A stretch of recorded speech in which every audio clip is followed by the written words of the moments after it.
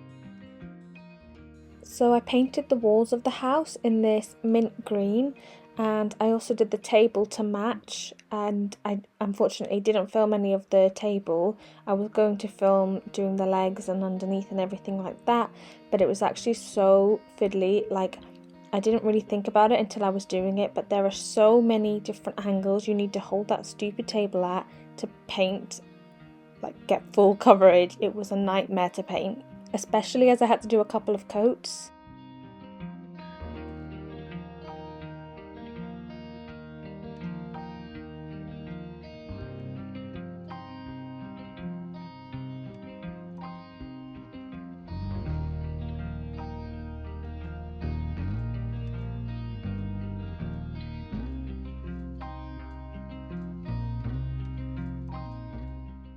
For the roof of the house, I just made a darker colour green, which is ironic because it kind of turned out to be the exact same shade of green that the roof originally was.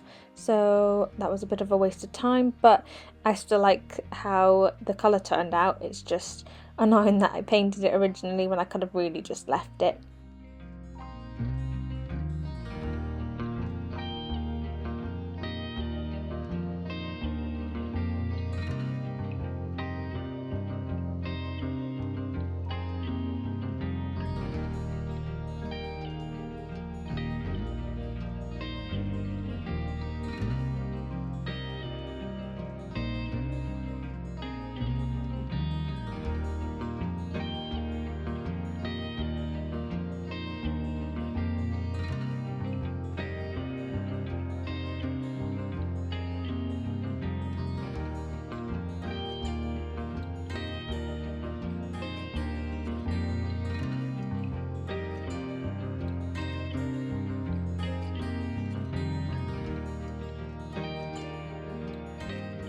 For the table, I did these small daisy designs and I just used a little paintbrush to do little petals, and once I did all of the daisies, I put a little blob of yellow paint in the middle of each daisy.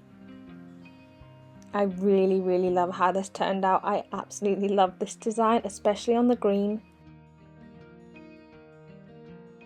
So my idea for the house was to paint a little door and some little windows on the house, and so I wanted to paint them white first so that it would be easier to get the colour on, otherwise I might have had to do a couple of layers of the colour to make it more opaque.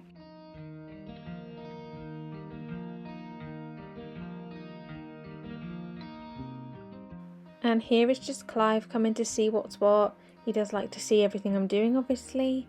And unfortunately in this next clip it cuts straight to me Mod Podging the house. Now obviously before this step I had finished the whole house.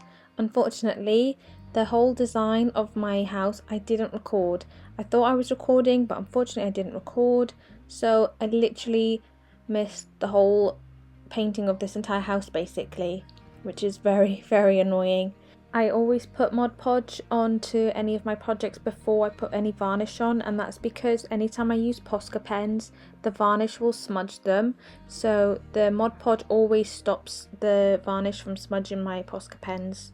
So here I am showing you my house. I'm a little bit frustrated in this clip, so I rather would do a voiceover than show you what I was actually saying. But basically, I'm just showing you I've done some daisies around the top there to make it match with my bench, my picnic table. I've got my windows, my door. I put a window on each side and then left the back of it blank because obviously this is what's going to be up against the wall. You won't actually see it.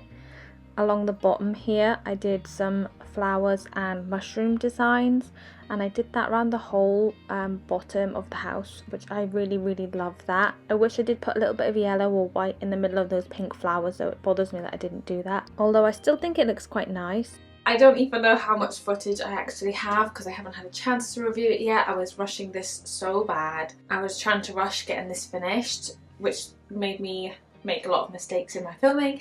I didn't record some of it. It was bad. Anyway, I still want to show you what I've got for my final projects. So I don't love this. I really love my table. I don't really love this. I kind of hate it, in fact.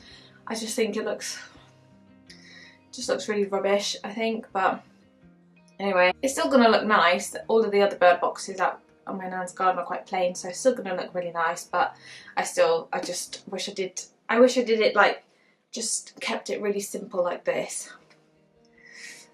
But yeah, I've just got little mushrooms, little flowers. I did little flowers around the edge, little flowers around the edge at the top, and I've got a little door and windows, and those mushrooms and flowers go all the way around except for the back, which I've left plain because that's going to be up against a wall, so it hangs on the wall here. And then for my table, I've just kept it plain green and little white flowers all over it, which I literally love this. But yeah, I think my nan will love it whatever it is. Even if I just gave my nan unpainted table and bird box, she'd have been really happy, to be honest, but I think it's just a little something extra, isn't it, to paint them. I'll leave a link in the description to the flowers. I'll leave a link in the description to the varnish that I used on these. It's wood varnish. Let me know what you think. If you've ever done anything like this, let me know. I know I've seen these in my local garden centre. This one I did get from my local garden centre. But yeah, let me know if you ever try anything like this and how it goes. Thank you very much for watching, and I'll see you next time.